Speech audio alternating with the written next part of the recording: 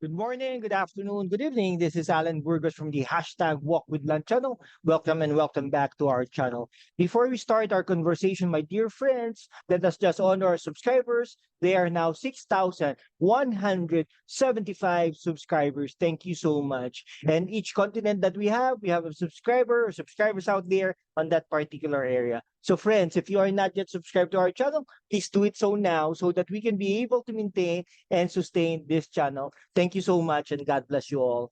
Okay, so ang ano po natin ngayon ay with regards to the Duterte's family. Okay? Ang mga Duterte's po ay nasa gobyerno at wala sa gobyerno na, no? Ang wala sa gobyerno ay si dating Pangulong Rodrigo Roa Duterte. Okay? Siya po ay private citizen na, pero in the past few weeks, no? Ang kanyang pangalan ay nasa survey at gusto yata ng mga tao na tumakbo siya bilang senador ng Pilipinas. Okay? Ang mga nasa gobyerno ay pinapangunahan ni Vice President Sara Duterte na na-elect natin bilang pangalawang pangulo at siya ay concurrent DepEd Secretary. Okay? Siya po yun. No? Si Vice President Sara Duterte ay naging vice president ng Pilipinas. Okay? So malamang at sa malamang, pwede rin po itong maging pangulo ng bansa. Okay? Now, ang ano po diyan ay si Congressman Pulong Duterte.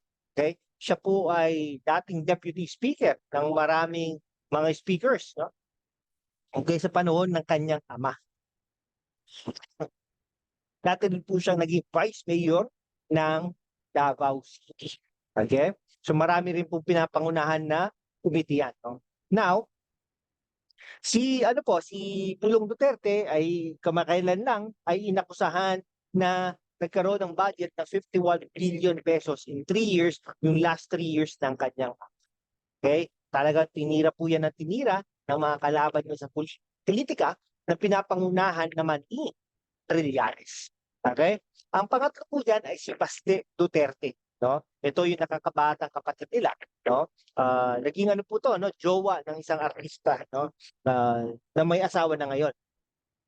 Okay? So ngayon, si Baste Duterte ay ano po, no? Naging mayor po yan, no? Ano lang po yan, pangalawang term pa lang naman niya, ngayong 2016, no? 2016, 2019, 2022, yan. Pangalawang term pa lang niya, pangatlong term sa 2022, tama ba? 2025 to 2028. Okay?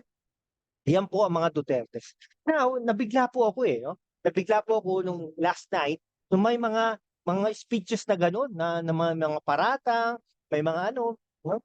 Syempre, natural po, no? Talagang personal din po yung kay Baste Duterte, no? Na sabi niya, ang kanyang ama daw ay ang nagpalibing sa kanyang ama, no? Yung dating Pangulong Ferdinand Marcos sa libingan ng mga bayan. Ayan nga po sinasabi natin, no? Dapat nagkakaroon tayo ng utang na loob upang hindi naman tayo masyadong tinitira at mga kalaban o magiging kalaban. Ayan po nangyayari kay Pangulong Bongbong Marcos no?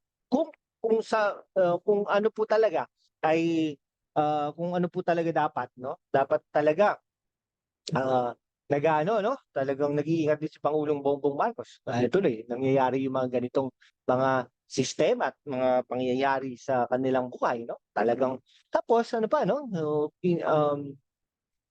Kasi kay Romualdez si Romualdez talaga may okay, so ayun pong mahirap talaga. Siyempre may mga operatives din po ito si Pangulong Rodrigo Roa Duterte, di ba? Ngayon, ito po, nag-akusa, no? Ang grabe yung accusation ni Pangulong Rodrigo Roa Duterte kay Pangulong Bongbong Marcos. Anong sabi niya? Pangag noon, pangag ngayon, drug addict, nasa listahan ng PDEA, allegedly, no? Grabe yung accusation na yun, sa sitting president. Kung yan ay talagang iimbestigahan niya ng Senado, no?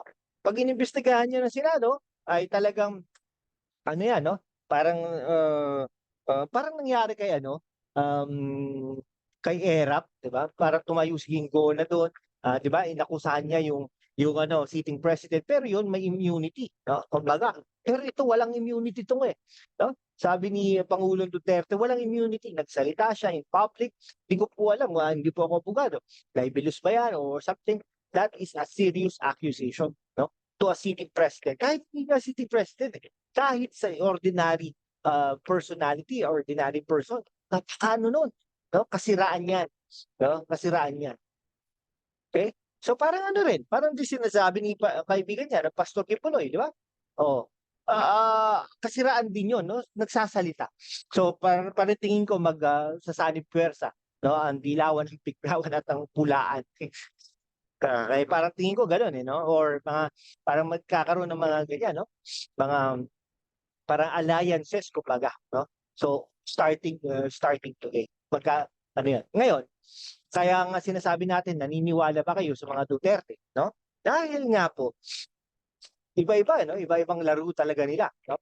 Eh, nung sinabi ni ano 'yon, yung Pangulong Duterte, binanggit na kasi ang PIDEA. Nung mayor daw siya, pinakitaan siya ng evidence na nasa listahan si Pangulong Bongbong Marcos at that time. Kaya nga nasabi niya, bagang doon, until hanggang ngayon. Bagang doon, hanggang ngayon. So yun po, no? Napakahirap po ng mga ganon. Okay? Napakahirap po ng ganon. Alright? Sobrang hirap po nun, no? Kasi, ba't may naakusa ngayon? Since nabanggit niya yung PIDEA, no? Nabanggit niya yung PIDEA, mga kaibigan ko, no? Biglang naglabas ng statement ng PIDEA, no? Now, si Pangulong Bongbong Marcos ay wala sa watchlist mula noon hanggang ngayon. Okay? Ngayon, hintayin natin ang aksyon ng Pangulo ng Pilipinas. Kasi hindi po talaga maganda yan, no? Ngayon, yung military at PNP, no? Maghihid pa sa call ni Pangulong Duterte, no? Akala ko ba professional? Tignan natin. Kung maghihid yan ng call, nako, delikado po yan.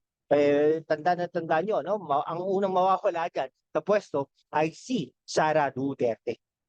Okay? Tayo, nilalaban po natin. Huwag sana mag-resign si si Vice President Sara Duterte, huwag tanggalin, stay put lang diyan. Pero parang ibang sitwasyon to ngayon. Dahil talagang parang pwedeng iikit o insist ng Presidential Security Group na nasa danger not hindi lang posisyon but yung life ni Presidente Marcos. No? Ang unang tatanggalin diyan ay si Vice President Sara Duterte. Hindi pangalawang pangulo but DepEd Secretary. Ngayon, pag natanggal yan, no, nawala yan, nag-resign or something na ganyan, ay, nako, buong araw naatakihin niya ang gobyerno ng Pilipinas. Tandaan niyo yan. No, ngayon, tama rin pala ang desisyon ni Pangulong Marcos na hindi i-appoint si DepEd Secretary, si Vice President Sara Duterte bilang Secretary ng Department of National Defense. Kung magkaganon, okay? Kung magkaganon ay nako, yari na, no? Baka wala na si Pangulong Marcos this time around. Sige po, hanggang dito na lang po mga kaibigan ko. Maraming salamat po sa inyo. Okay? Kung hindi ka pa nakapag-subscribe, mag-subscribe ka naman para we can be able to maintain and sustain this channel. Thank you so much, guys. God bless you all.